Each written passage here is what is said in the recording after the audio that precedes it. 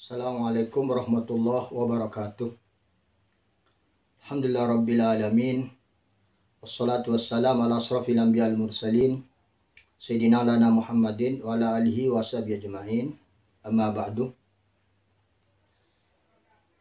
Para ikhwani fillah, mudah-mudahan kita semua mendapatkan rahmat dari Allah Subhanahu wa taala. Alhamdulillah, pertama-tama mari kita panjatkan rasa syukur kehadirat Allah Subhanahu wa taala yang senantiasa telah memberikan kita nikmat sehat walafiatnya sampai saat ini kita masih diberikan kelancaran dan kemudahan dalam menjalani semua kegiatan sehari-hari kita. Mudah-mudahan nikmat sehat walafiat senantiasa diberikan kepada kita dan keluarga kita, teman-teman kita, guru-guru kita, dan semua orang-orang yang kita sayangi. Amin Allahumma amin. Salawat dan salamnya mudah-mudahan senantiasa tercurahkan kepada suri tauladan kita, qudwatun hasanah, uswatun hasanah, bagi kita semua, bagi kalangan orang-orang beriman, Nabi Muhammad SAW, begitu juga untuk para keluarganya dan para sahabatnya tanpa terkecuali. Amin Allahumma amin. Para ikhwani fillah, setiap akan memasuki Idul Adha, kita selalu banyak pertanyaan-pertanyaan dari orang-orang, dari masyarakat ya, tentang kurban dan yang dikait-kaitkan dengan akikoh. Insya Allah kita akan memasuki Idul Adha di tahun ini. Mudah-mudahan gak ada halangan, semua umat Islam dimanapun berada bisa merayakan hari besar, hari raya kurban. Mudah-mudahan Allah berikan kemampuan kita semua berkorban untuk kemaslahatan umat Islam secara menyeluruh, dan mudah-mudahan kurban-kurban kita diterima oleh Allah Subhanahu wa taala, apapun jenis kurbannya. Para hadirin hadirat rahimakumullah, bagaimana tentang kurban? Ya. Kurban itu adalah suatu amalan yang sangat dianjurkan oleh Nabi Muhammad SAW, dan bahkan itu juga ada perintah Allah Subhanahu wa taala yang termaktub dalam kitab suci Al-Qur'an. Fasholli rabbika wanhar. Salatlah kalian dan sembelihlah hewan korban. Jadi kita diperintah berkorban dan membagi-bagi dagingnya kepada fakir miskin. Kemudian perintah kurban itu atau anjuran kurban itu juga disampaikan oleh Rasulullah Shallallahu Alaihi Wasallam, yaitu ala ahli kulli baitin fi kulli amin udhiyah. Wajib bagi setiap keluarga untuk berkurban di setiap tahunnya. Jadi kewajiban kurban itu di setiap keluarga dan itu setiap tahun.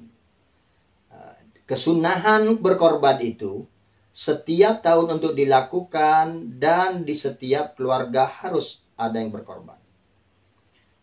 Para pemirsa yang dirahmati oleh Allah Subhanahu wa taala, kurban hukumnya sunnah atau sunnah muakkad. Sebagian ulama mengatakan wajib atau fardu kifayah. Dan kurban adalah hendaknya orang per orang, pribadi per pribadi, hendaknya berkorban setiap tahun. Bukan seumur hidup satu kali, tapi setiap tahun.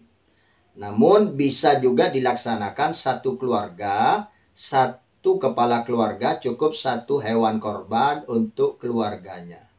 Untuk dia, istri, dan anak-anaknya. Ya. Jadi sebetulnya cukup si ayah saja berkorban. Kalau di rumah keluarga yang kecil, yang hidup seorang suami istri dan anak 2-3 masih kecil-kecil, maka cukup satu hewan dikorbankan dan itu berlaku setiap tahun. Ya. Tapi bagi keluarga yang sudah pisah rumah, yang sudah juga berkeluarga, anak-anak yang sudah bersuami atau beristri, ya masing-masing silahkan berkorban. Andai kata mampu kemudian berkorban 5 orang, 5 kambing atau 1 sapi, ya silahkan. Ya, itu afdol, mulia sekali, baik. Silahkan saja. Tapi paling tidak setiap rumah tangga satu korban setiap tahunnya. Jadi bukan seumur hidup sekali ya. Bahkan Nabi Muhammad SAW bersabda, ya, Nabi Hurairah radhiyallahu anhu qala qala Rasulullah, "Man kana lahu sa'atan wa lam yudahhi fala yaqrabanna musallana." Rawahu Ahmad wa Ibnu Majah.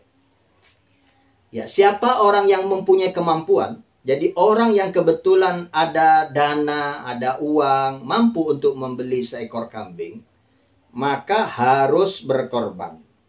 Siapa yang tidak berkorban, maka jangan dekati musola kami ini. Jangan masuk ke masjid kami, musola kami, jangan dekat-dekat. Gak usah ke sini. Kalau tidak mau korban. Nah, ini kan suatu tekanan.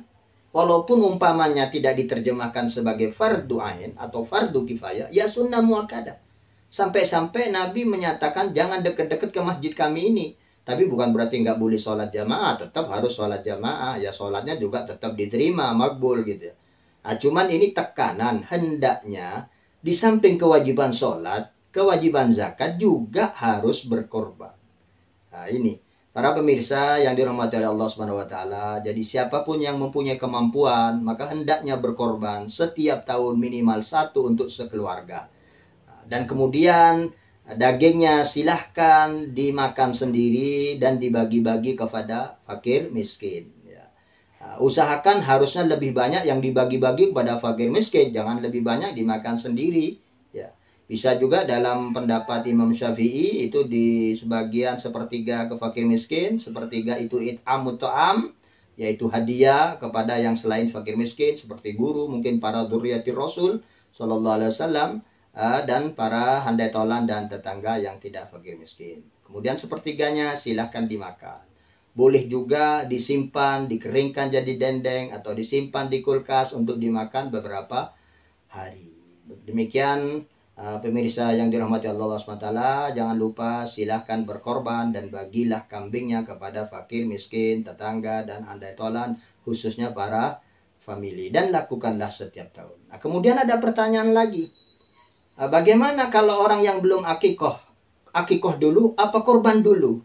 Sedangkan dia hanya punya kemampuan satu kambing umpamanya. Maka dia harus memilih antara akikoh dan korban. Para pemirsa yang dirahmati Allah Subhanahu wa taala, dalam hal ini kita hendaknya memperjelas dulu. Pertama, akikoh itu wajib satu kali seumur hidup. Satu kali mengeluarkan akikoh, sudah tidak perlu akikoh lagi. Tapi kalau kurban terus-terus setiap tahun. Jadi begini, kalau sekarang sudah masuk ke 10 Dzulhijjah atau ayyamut tasyrik 11, 12, 13 Dzulhijjah, maka dia harus berkorban. Sedangkan dia umpamanya belum akikoh, maka korbanlah akikohnya nanti di bulan-bulan berikutnya. Begitu. Kemudian yang perlu dipertanyakan, jadi simpel-simpel saja. Ketahuilah akikoh itu kewajiban orang tua yang dikaruniai anak oleh Allah Subhanahu wa taala.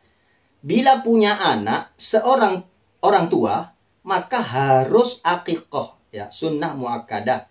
Kalau tidak ikut pendapat yang wajib, ya sunnah muakkadah. Mengakikohi putranya atau putrinya pada hari ke-7 dari kelahirannya.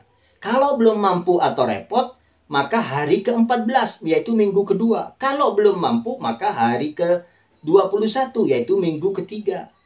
Nah, setelah itu tidaklah wajib lagi. Jadi kalau orang tua yang pada saat dikaruniai dilahirkan seorang anak baginya, kemudian dia tidak punya uang untuk beli kambing untuk akikoh, maka hilanglah keguguran kewajiban itu atau kesunahannya. Jadi setelah 2 bulan, 3 bulan, 4 bulan, apalagi setelah balik, sudah tidak ada lagi kewajiban orang tua itu. Tapi andai kata anak itu ingin akikoh sendiri, silakan. Nah, jadi jangan salah paham. Kurban harus tetap, akikoh nanti diundur tuh kalau sudah dewasa kita tidak wajib lagi akikoh. Orang tua yang tidak mengakikoi anaknya sudah tidak lagi wajib mengakikoi lagi kalau sudah dewasa. Dan anaknya yang tidak diakikoi oleh orang tuanya juga tidak punya kewajiban untuk akikoh diri sendiri. Hanya sunnah. Kalau lain kali mampu silahkan dia akikoh. Jadi jangan salah paham, harus kurban. Jadi kurban dulu, akikoh nanti diundurkan. Ya, demikian yang bisa kami sampaikan. Mudah-mudahan ini menjadi pencerahan untuk kita semua, sehingga kita bisa menjalankan semuanya dengan baik dan benar. Demikian, mudah-mudahan manfaat untuk kita semua. Assalamualaikum warahmatullahi wabarakatuh.